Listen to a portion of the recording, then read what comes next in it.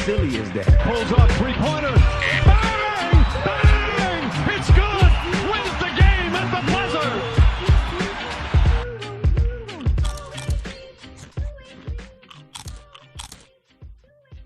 Hello, welcome back to the Hoop Junkie Podcast, the number one sports podcast in the world. According to us. I'm your host, Zach, and I'm joined as always by the Memphis Grizzly man fan himself that almost had Kobe Bryant, but Jerry West sent him somewhere else, Chance Baker. How you doing, Chance? I'm doing great, man. My Grizzlies just can't seem to let any other teams have the spotlight. We just want to be in the headlines, whether it's Ja or Jerry West coming up on the Podcast P interview talking about how he prevented us from getting Kobe Bryant once upon a time. We're just always in the headlines. I guess we're a large market now. I guess we'll go ahead and put the stamp on that. You know what's funny, man? For the Grizz to be such a small market, the Grizz, and this isn't even just like over the past few years, but honestly, the Grizz have been culturally relevant in the NBA for a long time. Even when you think about the stuff with the first team all defense and that grit and grind era, then even Paul Gasol of those years, man, the Grizz have always been really relevant. So even somebody who hasn't lived in Memphis, Chance, I have always kind of somewhat kept up with the Grizzlies. But the last thing I ever expected to hear was that Kobe Bryant was trying to wiggle his way out of LA and go to Memphis and play for Jerry West. Did that surprise you at all?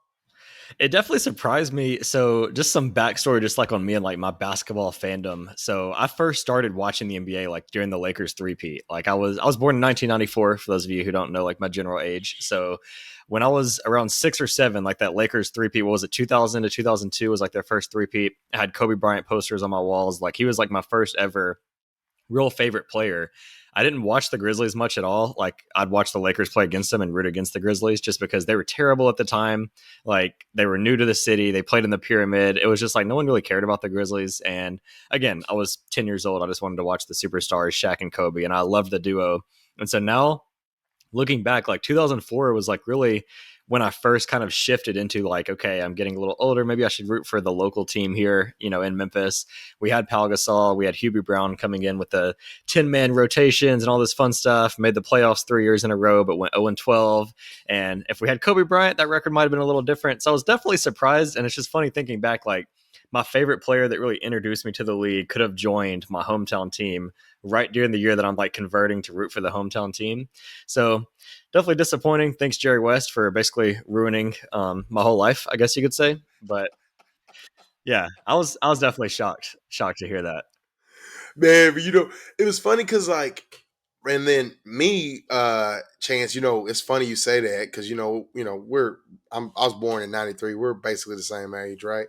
And I grew up, getting into basketball around that same era, and the Shaq and Kobe dynasty was like you had to watch it, right? But me being a kid in Dallas, obviously I was always rooting for the Lakers on that end of things versus rooting for the Spurs, because right. that was those were the options coming out of the West, right? And that Derek Fisher 0.4 shot was like. That's the first like big moment that I remember watching live, like as an NBA fan. Like that's the earliest moment I can picture is like Derek Fisher hitting that shot against the Spurs. And it was, 0.4 seconds and he hits it to win the game. I think they ended up winning the series there. Like literally, like I could just imagine all of those like old Laker games watching that duo together. And so, it's crazy to think back and Kobe was trying to get out of there and go to Memphis. D Fish, that Little Rock native, man. But,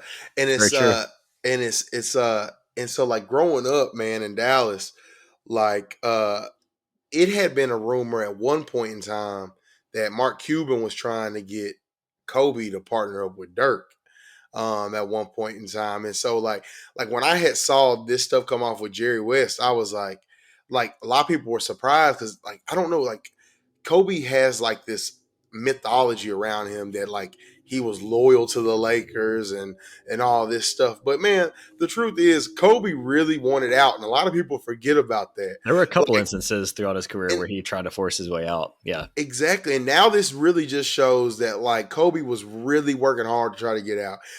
Because now he added Memphis to the list. I heard rumbles about Dallas. You heard rumbles about Chicago at one point in time, and then Hmm. obviously the most recent one was with the Clippers. He'd even thought about going across the street to the Clippers. So I think it's just funny how like over time how we just let some of these players fall into like these mythological categories of stuff that just isn't real. Yeah, I think like Dirk, I think Dirk clearly wanted to be in Dallas his whole career, and like Yeah, that's legit. Duncan. Kobe, I see Duncan same way. You know that whole big three really. I Mm-hmm. would say Parker kind of left at the end, but yeah, like they wanted to be there the whole time. Kobe, he ended up staying his whole career in LA, but as you mentioned, like if he could have gotten his way, if he could have gotten his way, he would have been in Memphis for the last 10 years of his career. But like he clearly like was willing to kind of finagle around and see what other options were out there. So yeah, I think the loyalty thing gets overplayed a little bit in Kobe's situation, and yeah, it's definitely interesting. Grizzlies just always finding a way to be in the spotlight these days. Well, I mean, but I guess it's like you mean, we give husbands credit all the time for those ones that are like, I think about leaving my wife, but I'm gonna stay anyways. We give them credit, so I guess we'll give Kobe credit, give him a pass as well. Yeah. He ultimately decided to be loyal and stay. So we can go that route. I think that makes sense. Well, yeah, I mean, yeah, there's a lot of transgressions where we question the loyalty, but I'll let that slide. I wasn't going to go there. Not the day after the finals. Yeah, Not save today that after for the another final. day.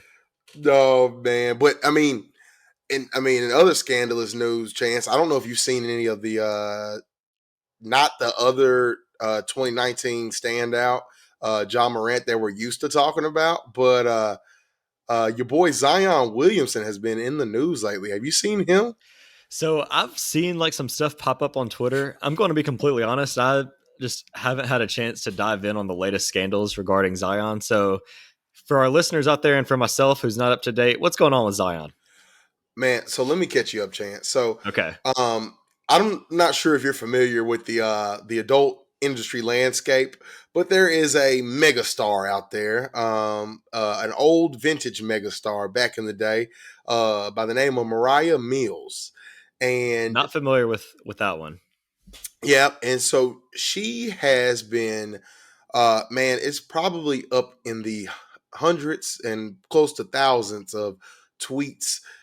She's been tweeting at him for like basically the past week, every day, every hour almost, tweeting at him, basically calling him a scammer because she believed that they had a different understanding. So all this is in response to the news of Zion and his announcement of his newborn child. Well, or of his gender reveal, whatever. The child's not born yet, and so Mariah Mills has been tweeting a whole bunch of stuff, screenshots of messages. Who knows if it's real or not? But man, it's just been a mess, Chance. Interesting. So I saw where she was like calling Zion out. The one headline I saw is that like I guess he was living like a slob and had cokes in the bathroom and all this different stuff. Like I saw a little bit of that, but I just never felt the urge to dive in and see what all the scandal was about. But yeah, it sounds like Zion's getting a lot of heat right now. Oh yeah, man. Man, when I saw that one, she was like, "It's no wonder why you can't lose. You can't lose weight. You got chips all in the bathroom." It is That so is bad. insane. So that's the latest. So who's having the worst offseason now? It's still Ja, right?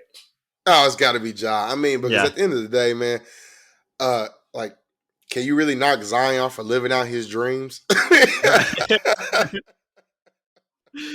Cameron you Parsons know, is out there somewhere giving him a high five. I can tell you that. yeah, somewhere, Yeah. somewhere to get that five. But man, I know it's rough for that 2019 class, man. They two of the standouts. Jordan Brand's biggest star and Nike Brand's biggest star, both in weird scandals that are totally different, Yeah, but totally unrelated. And yeah, now it's a waiting game for Ja, they said after the finals. And so I was fully just hoping that when Adam Silver was at the podium last night presenting the trophy, that he would just stop and be like, hey, congratulations to the Nuggets. But real quick, before we hand out the trophy, we want to announce that Ja Morant is suspended for 82 games. Okay, now let's go back to the trophy. Like I just fully expected him to just go ahead and drop the news right there. man, I was waiting on him to do a Kanye. Hey, hold on, we're gonna let you finish. We're gonna let you finish. But but Ja Ja's Morant, gonna be out for this long. man, I mean, because like Ja Morant is like that big of a star, right? Like this whole NBA Finals, like it for what it was. I mean, for if you were a casual fan, this was probably not a fun NBA Finals for you. It ended in 5 games. Um, the Nuggets relatively had control of it the whole series, and it Mm-hmm. just wasn't like even though Nikola Jokic is arguably one of the greatest players of all time. He's getting Uh, there. yeah, he's getting there. I mean, we'll probably do some ranking pods over the summer and all this stuff, but no matter how you rank it, he's a top 20 player all time, easy, right? Um, I don't think many people are going to argue that at this point, but he still doesn't have just that electric star power, right?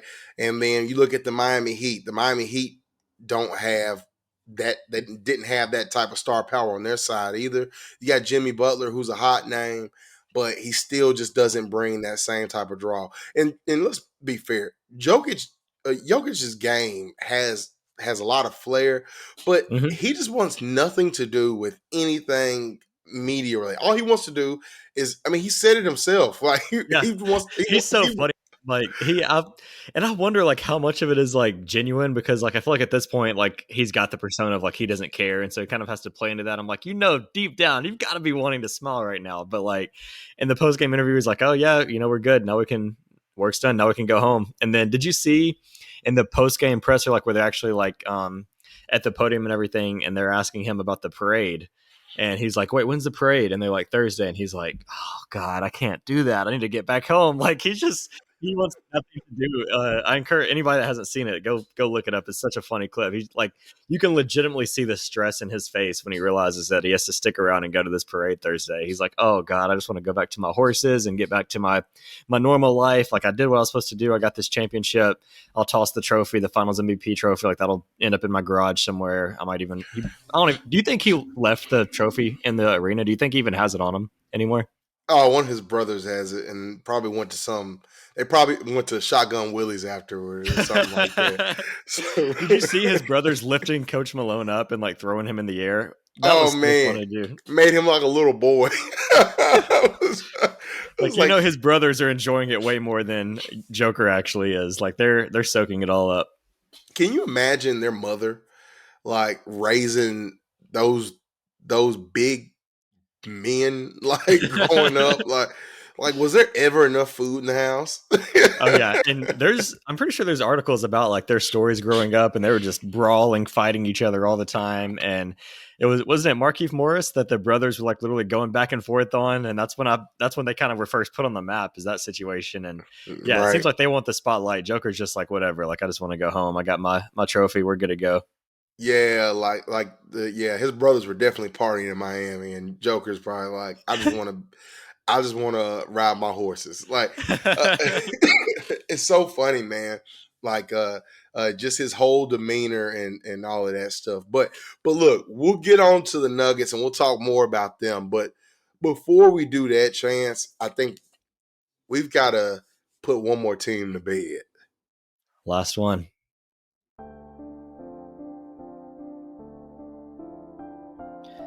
For the last time, the Miami Heat began their season October 18th, 2022, and they were eliminated from the NBA Finals on June 12th, 2023. And what a run it was for this Miami Heat team. After getting blown out by the Hawks in their play-in game, and then trailing by 9 with just minutes to play in the elimination game to the Bulls, the Heat found a way to sneak into the playoffs as an 8 seed. And from there, the rest is history. They upset the top-seeded Bulls in the Bucks in the first round, riding a dominant performance by Hemi Butler. They followed that with a pretty easy victory over the Knicks in the second round.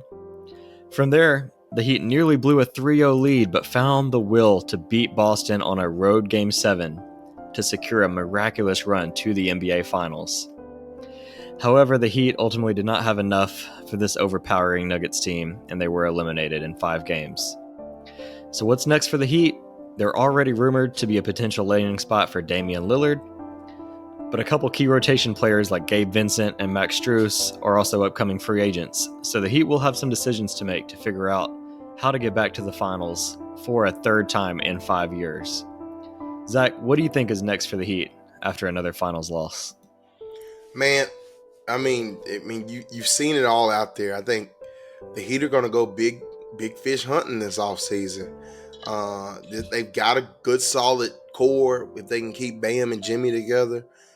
This is the offseason with the way the cap is for them, that if they're going to go add somebody else, they need to go do it now. So do they make a push for a guy like a Kyrie Irving?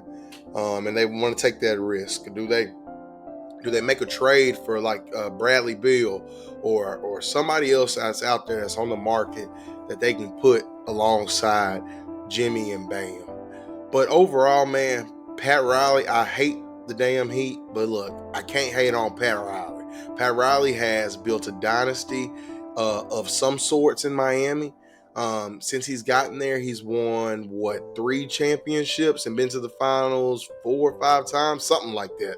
I don't know. He's set all sorts of records. Like, I feel like he's been between being a player, coach, and executive. He's been in like half the finals in the past 50 years. Like, it's ridiculous. Gotta give him props for sure. Pat is the man. And so when you look at his track record, man, I mean, you got to give him full autonomy again. Even though it's been rumors about him falling asleep at the trade deadline. But you know what? Hey, man, sometimes old men need naps, okay? Hey, it's the Heat culture, man. You got to rest up. He knew the run was coming. He knew what it was, man. He knew what it was. But overall, man, the Heat are in a good spot.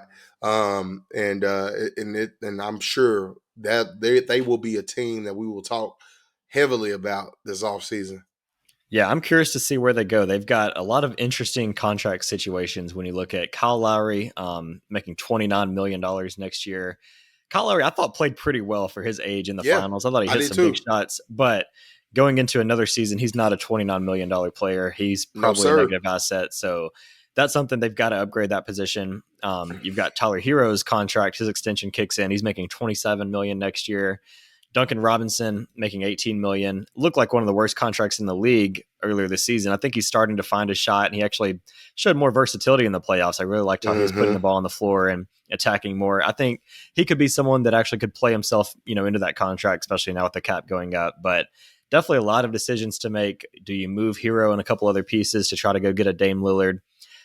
Jimmy Butler's contract obviously is worth every dollar, but he's making $45 million next year. So with the new CBA, it's just really, I don't think people understand how difficult it's going to be for teams that are in those luxury tax aprons and paying these guys, multiple guys, $25 to $30 million a year. It's going to get really difficult. So very curious to see what direction they take. But yeah, I mean, you've got to keep going for it. They've come so close a couple times, and the league is still wide open. There's still no, the Nuggets look like a potential dynasty, but that can change very quickly. So you've got to maximize the team that you have, and I expect them to go all in again for next year.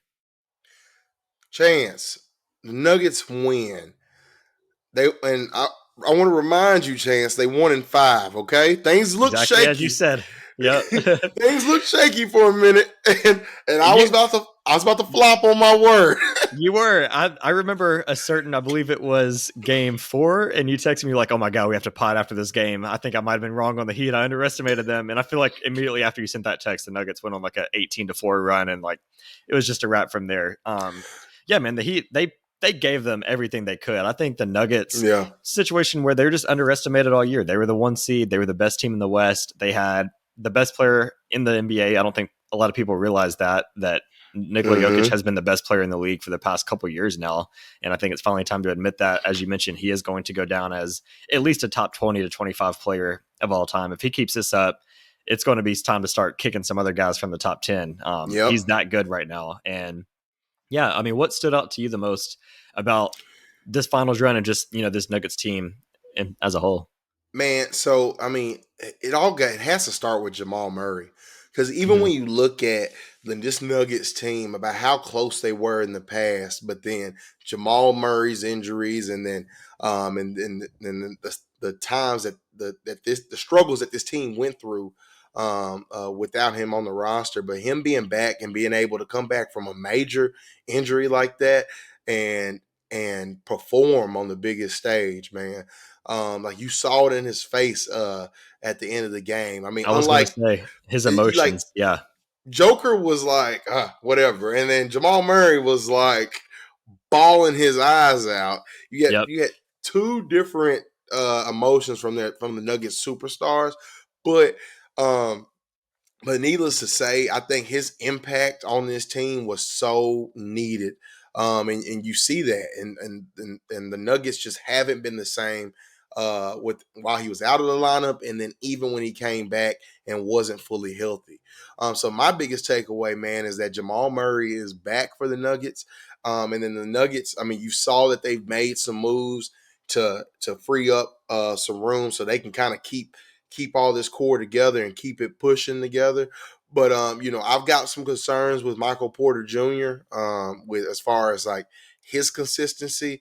But overall, man, you can't knock this Denver Nuggets team.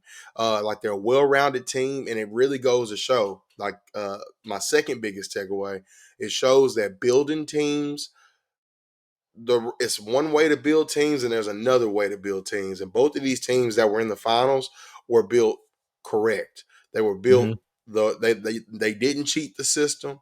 They drafted most of these players, or in Miami's case, they went and got these players in the undrafted market. Hmm. All these players were homegrown for the most part. And now I love LeBron James, but through this whole LeBron era of basketball, that's kind of been the thing, is that with player movement and guys teaming up here and guys teaming up there. But I mean, what goes to be shown is that typically that's not how most championships are won. You look Right. at this Nuggets team, you look at the Warriors that have dominated this dynasty in this era of basketball. It's a clear-cut way that if you want to build a team healthy, it all starts with the draft, and then it all starts with player management. These are just some things that I wish that my Dallas Mavericks would have learned at some point in time. But hey, it is what it is. But Yep. but as far as the Nuggets go, man, they figured out right. Do I think that they're a dynasty? That's so hard to say with this new CBA, Hmm. because I think this new CBA is what people are going to see, is that it's really going to cause for a lot of things to open up a little bit more, as far as a competition and the parity in the league. So it's hard to say right now. Probably going into after this offseason, going into the next season, I'll probably have a better grasp on where things are headed. But none of that matters right now, because the Denver Nuggets are the NBA champs. Yep, they are. I agree. I think obviously internal development, drafting the right guys, that has played a huge role in the last dynasty that we saw, which was the Warriors. Steph, Clay, Draymond, all these guys, even Jordan Poole in the later years, were all guys that they drafted. They kind of had their rotating wing from Harrison Barnes and before that, or I'm sorry, and Andre Iguodala. Like that always had like a rotating wing around, but that Mm-hmm. core 3 or 4 guys was always there. And And the Kevin Nuggets. Durant. Yep, Kevin Durant for part of it, but I think I'm of the opinion they were going to win regardless. So I don't really think Durant made. I mean, obviously he made a difference. He secured it. They nearly lost to the Rockets in that one. I think it was 2018 when they took them to 7 games. So obviously Durant made a difference, but I think they were a dynasty regardless. And so I think the Nuggets are the same way. They take a risk on Michael Porter, who had a lot of question marks, purely health related. And he's even mentioned on podcasts, he was on the JJ Redick podcast not long ago and was mentioning, like he still is like dealing with like back problems and trying to figure out ways to maximize his health and maximize his Mm-hmm. flexibility. That's something that is not going to go away. And I share some concerns with his future outlook as well. But they took a chance on him. They got Jokic in the second round during a Taco Bell commercial when they drafted him. Jamal Murray wasn't a top 5 pick, if I remember correctly. And so, yeah, they've drafted guys. They've made the right developmental moves. Aaron Gordon was the one like big splash they made. And it's just funny looking back on that. I think Gordon played 7 games with Jamal Murray before that injury the year they made the trade. And they looked awesome in those 7 games. And I think the Jamal Murray injury just completely set the franchise back a couple of years, because obviously he missed that season, then he missed all of last season. And those were the 2 MVP seasons that Jokic had. And so going into this offseason, I remember the Nuggets were like a really like sexy, like trendy pick to win the title. And I could see the reason, but I thought it was going to take them a year. I thought that Murray would need 1 year to kind of fully get acclimated. Guys that come off major injuries, it usually takes them 2 years before they really back into it. And so I just really thought the Nuggets would need an extra year before they were able to finally put all the pieces together. And that was just not the case from the very beginning of the season. Murray didn't look great at the beginning, but he slowly worked his way back. And when you've got a guy like Joker on the team that can just absolutely carry you in so many different ways on offense, I mean, I won't say they're a dynasty yet, because obviously, like you said, it's early. There's a lot of rule changes happening, but I see no reason why this team won't be heavy contenders for at least the next 4 years. Jokic is 28. He'll be good for at least the next 4 to 5 years. It's not like his game relies on heavy athleticism and flying up and down the court. So I'm excited to see how this team continues to build moving forward. But I'm very impressed that they were able to really their first year fully healthy with their new squad. They went out there and they dominated. I mean, they only lost 4 games in the playoffs. Like not many teams have done that. I think the Warriors of 2017 were like the only team in the last 15 years to lose 4 or less games in a finals run. So very impressive. They were amazing all season. And well, I think Joker might be 26. I feel like he's 26. I feel like is he only 26? I feel like you gave him some more years. I think he's younger than. I hope he is 26. I hope he is. Let's see. So then you get 2 more years of Joker if he is. I might. He is 28, unfortunately. He's 28. Okay, I made him younger, but I made him younger. But I wish he was. Either way, I think he'll be good till. How long will he be good? Until 35, 36? Yeah, he'll be. I mean, Dirk won a ring at what 36. I don't see. I could definitely see Joker aging the same type of way, right? Just based off of body type and all that type of stuff. Even though one was a little bit leaner and one's heavier, but whatever. I think he'll now be that he's committed to his conditioning as he has been the past 3 to 4 years. Yeah, I think as long as he keeps that commitment, which Jokic, we give him all the flack for not caring about the accolades and showing no emotion, but clearly behind the scenes he's putting in the work, because how he looks now compared to how he looked in say 2018, it's a completely different story. I mean, man, when he got drafted, that Taco Bell commercial looked like he was eating Taco Bell. So, so I mean, he's definitely put in the work to put himself in his position. I mean, and then everything he does and he exudes. I mean, the dude wears suits to every game, like you know what I mean? Like he's like this isn't for fun. This is work. And so like someone like him saying I want to go. I'm ready to go back home because he truly treats this as work. Like not all athletes have the same mindset with stuff. I mean, I'm not saying that his mindset is the right mindset to have, but it is a mindset that works for him. And so, man, like this Nuggets team, man, they've got a great team. And it's crazy because the Nuggets owner, I saw that he's won like 4 championships of his major league teams. And he still doesn't know how to speak into a microphone after 4 championships. Dude, I was laughing so hard when he was getting interviewed and he's just whispering in her ear all creepily. I'm like, dude, the microphone's right there. Like, please stop doing this. I was getting so uncomfortable. That was the highlight of the celebration for me. Yeah. Dude was whispering in the ear like that. Like, that creep that was on Family Guy that used to do all the whispering in the ears. When I saw that, I immediately checked Twitter and I was like, please tell me that everybody else just saw what just happened there. And there'll be memes all over the place. So that's more disappointing to see that he's won 3 others and still hasn't figured out how to do. And another hot take, why are we still interviewing owners first? Why are we not interviewing the coaches and the players? Like, I don't care about these billionaire owners that, just put the team together. Like, they didn't do anything. They just invested in the team. I don't want to hear from them. I don't want to see this creep whispering in her ear. Like, let's talk to the players first. I think that's something that we should move past. I get it, but let's be honest, Chance. If you paid billions of dollars for a team. I want that trophy to come through me first. You know what I mean? Like, because I'm not gonna see it all year long. Well, technically, We'll see this is a coming in. well, a fun fact. There's actually 2 trophies these teams get. The teams get 2 trophies. So then the owner decides what he wants to do with one, and then do with the other. Usually, they put one trophy on display, and then the other trophy is just kind of a Yeah, just traveling rotated trophy. around the 12 players. They're like, all right, Yeah. you keep it this month. Yeah. So fun fact, it's like if you ever see Mark Cuban jump on any podcast or whatever, and he's podding from his home office, you'll see he's got one of the trophies in his office, and the other one's at the American Airlines Center. So Interesting. I did not know yeah, that. I'm a Grizzlies fan, so I don't know about the championship trophies yet. I don't have the fun facts. So thanks for keeping me informed. you hey man, if Jerry West wasn't screwing you over, you may have one by now. Yeah, Jerry West ruined it, man. I could have known all the fun facts about the trophies, but yeah, he Mm-hmm. said no. So here we are. Now we're just waiting to see how long our best player is suspended instead of carrying our trophies from Kobe. Thanks, Jerry West. Oh man. But look, Chance, you got anything else to say about the Nuggets, man?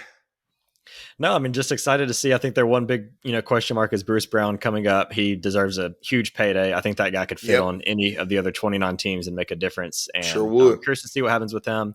And I love Bruce Brown, but with this Nuggets team, if they're not able to afford him, they're still going to be rock solid. I think Christian Brown was a great value. This guy who was unplayable earlier in the playoffs, and he's coming in, and I feel like every time he got minutes, he was just making plays, whether that be Mm-hmm. deflections or nice High cuts and energy. high energy, cutting around the rim, shooting straight off the backboard. Like he had no 3-point shot, which what he was known for in college. And once he puts that together and gets better at shooting under high pressure situations, he's going to be a key rotation piece for them as well. But yeah, I think as long as the core stays healthy, they should be in the mix for the next few years, especially with the new CBA because they've already got their team built up from the Yep. ground up with their draft picks. I don't see like any other teams in the West. Obviously, the Suns will be there short term, but there's not a ton of just contenders in the West that'll be challenging them. So yeah, I think we're in for the first of potentially many championship runs from this team. Mm-hmm. Well, Chance, we got some more coaching news. Uh, I think you've got some of the information pulled up on Toronto. Yep. So the Raptors hired the Grizzlies assistant. I call him Coach Darko. Darko Rajokovic, I believe is how you pronounce it. Don't hold me to that. But yeah, he was the lead assistant for the Grizzlies. And I think this is a good hire. I didn't even know that he was like on the radar as a potential, head coaching hire. So it's cool to see somebody, coming from that Taylor Jenkins coaching tree, I guess it is now. So we'll start to see how that goes. But yeah, I think Coach Darko, what he brings to Toronto, he was a great offensive mind. He was a guy that really worked with Desmond Bane a lot. He was he was the coach of their summer league team that sophomore year that Bane had, where he was basically running point guard all summer league, turning the ball over left and right, making mistakes, but learning how to be a playmaker. And you saw that going into that next year. John missed a lot of time, and Desmond Bane really elevated his game. And then going into this year, he went up from like 2.5 assists a game to close to 5 assists per game. And Darko was a big part of that. He was a big part of, Zaires rookie season, his development. He's continuing to work with him. Big pick and roll guy. You've seen a lot of that with John, Steven Adams. Like Darko was a big part of that from everything I've looked into. So I think he brings a really good offensive mind. Curious to see with the Grizzlies. I think that's a big loss, and they'll need to, find somebody else that can replicate some of that action on offense. But for Toronto, I think it's a great hire. Curious to see. Obviously, Fred VanVleet looks like he's on the way out now. So big thing is I think he could be a big key to developing Scotty Barnes. I think he didn't have the sophomore season, particularly on the offensive side, that he was looking for. I think, Coach Darko could be a good asset to help him develop on that side of things. Curious to see what kind of coaching staff he puts around him. But yeah, I think he was a great hire. And from what I've seen, he'll be a really big asset, particularly on the offensive end for them. Yep. All right, and then Chance, one more team I want to talk about. I want to talk about the Washington Wizards. Have you had a chance to see any of their news that's been coming out of the Capitol? I haven't. I saw that they are making some big splashes. So why don't you keep me up to date with them? What's going on with Washington? Yeah, so so for our listeners out there who don't know, Michael Winger was hired by the Washington Wizards. He was the assistant GM of the LA Clippers. And he's moving across the country to be the head man in charge of Washington. Now, if you guys know, Washington has had a lot of its money tied up between their big three. But I don't know. Can you call it a big three if they don't even make the playoffs or really don't even impact winning at all? But anyways, that's their Call big it the three. mediocre three. Yeah, the mediocre three. Yeah, there we go. All right. So, Ted Leonsis, however you pronounce his name, the owner of the Wizards, has given Michael Winger full reign over the franchise. And one of Michael's first requests was if he asked is if he had full authority to blow this roster up and start from scratch. So he has been granted that permission. But that does not necessarily mean that Porzingis is gone, Kuzma is gone, and Bradley Beal is gone, because they all have interesting dynamics. Two of those guys are entering free agency between Porzingis and Kuzma. Mhm. But then Bradley Beal is on a really large contract that also has a no trade clause in it. Have Meaning, you seen what Bradley Bill's contract when it gets to the very end, 2026? Do you know what that number is? isn't it like 50 or 60? 57 million, which by Oh then, man. with the cap rising, it might be okay. But man, I didn't realize it got that high. That's pretty wild. And I that's a don't player care. option. He'll definitely take that. I don't care if the cap doubles. Bradley Beal ain't worth 57 mil, man. Bradley Beal is an amazing player. But you need a guy to impact winning in more ways than he gives you hmm for 57 mil. And So, he's Chance, 29. He's going to be what, like 33, 34 at that age, making that much money. Yeah, they've got some decisions to make for sure. So I mean, looking at that, I think it is time for them to blow up. I think, they've tried their hand with the big three, the mediocre three. They haven't even sniffed the playoffs. So at this point, I'm looking to trade Bradley Beal while I can, because once he gets to where he's making $50 million, you are not going to be able to trade Bradley Beal. So I would oh, get it's rid gonna be of that. tough. Yeah, I'd get rid of that now.